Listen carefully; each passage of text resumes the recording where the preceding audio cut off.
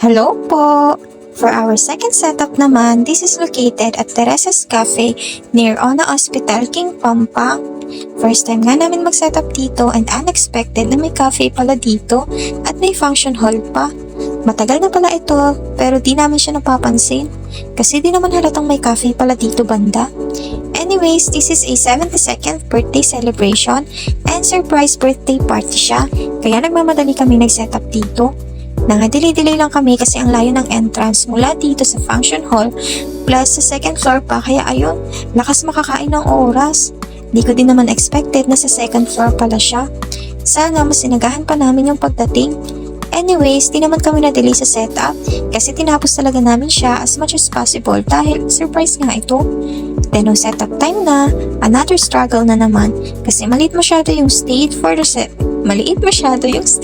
setup. Tapos pati live band ay dito din mismo sa stage naka-setup as sa gilid lang sila. Buti na lang ay di ako nagkamali na mag 2-panel backdrops lang.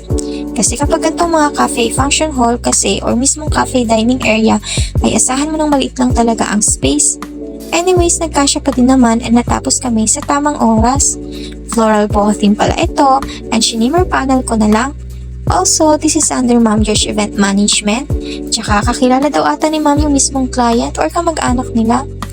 May sample picture motif ng balloons yan, then ako na lang nag-isip ng design ng mismong backdrop niya. Here's the final look. And hanggang dito na lang po. Thank you po and bye-bye!